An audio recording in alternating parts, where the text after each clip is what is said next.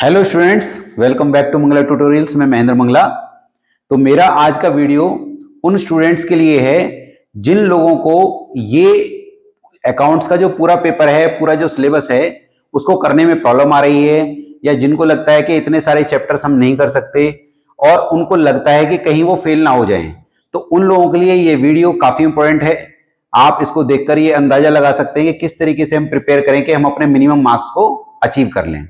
तो सबसे पहले हमें ये देखना पड़ेगा कि कौन से चैप्टर्स आपके लिए बहुत इजी हैं, जिनको आपको करना ही चाहिए। जैसे अगर मैं बात करता हूं कि आपका जो एक चैप्टर है हेडिंग सब हेडिंग, जिसमें आपको लर्न करना है हेडिंग एंड सब हेडिंग।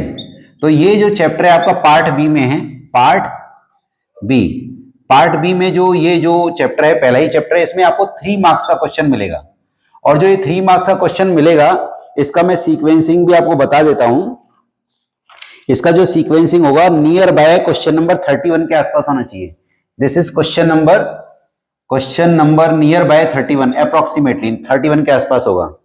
इसमें आपको हेडिंग और सब हेडिंग बताना है। जैसे फॉर एग्जांपल हम आपसे कहते हैं कि आप बताइए बिल्डिंग का हेडिंग और सब हेडिंग। तो हेडिंग रहेगा नॉन करेंट एसेट, सब हेडिंग रहेगा property plant and equipment and intangible asset dash property plant and equipment.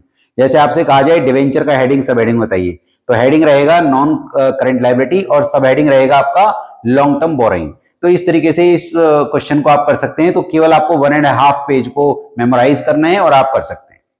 Then आपका एक चैप्टर आ जाए, इसमें एक क्वेश्चन आपका होगा comparative and common size statements. तो इसका क्वेश्चन आपका कितने मार्क्स में आएगा? ये भी शायद 3 मार्क्स में रहेगा आपका। ये 3 मार्क्स में है।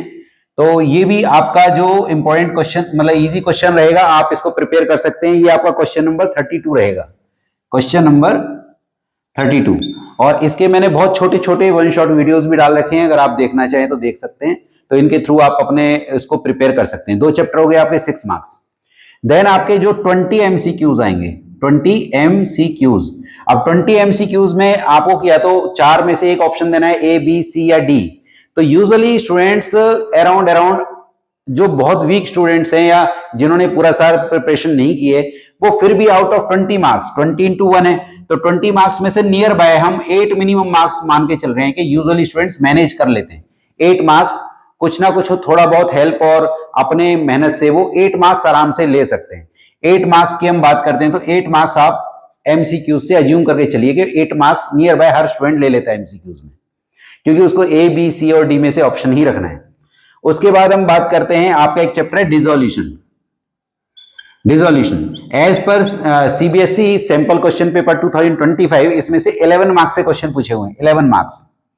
11 मार्क्स का ये आएंगे, जिनमें से आपका 3 मार्क्स का क्वेश्चन भी होगा, 1 मार्क के क्वेश्चन भी होंगे, 6 मार्क्स का क्वेश्चन भी होगा। तो कुल मिला के इसमें से जो क्वेश्चन है as per sample question paper 25 है, डिसोल्यूशन से 2 क्वेश्चन 1 मार्क के हैं, एक क्वेश्चन 3 मार्क का है और एक क्वेश्चन 6 मार्क्स का है। तो कुल मिला के 6 + 3 + 2, तो 11 मार्क्स हो गए। अब हम 11 मार्क्स में से ये मान के चलिए हम near by 8 marks minimum assume करते हैं, अगर कोई स्टूडेंट इस चैप्टर को प्रिपेयर कर लेता है, डिसोल्यूशन ऑफ फॉर्म। तो 8 मार्क्स हमने यहां से ले लिए, प्लस आपका एक चैप्टर है इश्यू ऑफ डिवेंचर्स और एक फंडामेंटल्स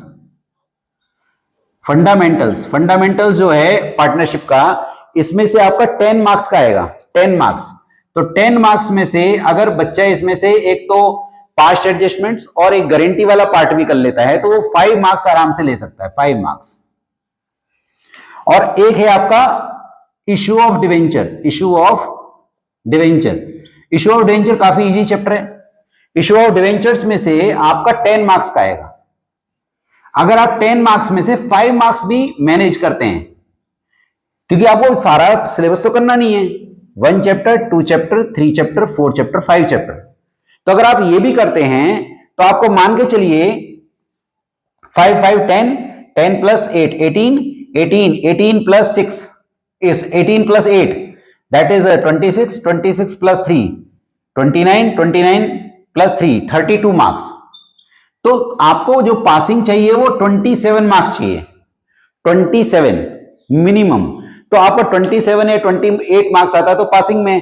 तो अब आप समझ सकते हैं कि अगर कोई स्टूडेंट हेडिंग सब हेडिंग सही कर लेता है, कंपैरेटिव कॉमन सही कर लेता है, फुल मार्क्स, 20 एमसीक्यूज में से 8 मार्क्स भी आ सकते हैं, 8 से ज्यादा भी आ सकते हैं, पर 8 तो नियर बाय हर स्टूडेंट ले ही आता है ऑप्शंस को लिखने के बाद। डिसोल्यूशन 11 मार्क्स में से मैं केवल 8 मार्क्स अज्यूम कर रहा हूं, फंडामेंटल 10 में से केवल 5, और इशू ऑफ डेंचर 10 में से केवल 5, आधा। आप ज्यादा भी ले सकते हैं, और अगर आप सारे चैप्टर्स को अच्छे से प्रिपेयर करते हैं तो और अच्छे मार्क्स आपके आ सकते हैं।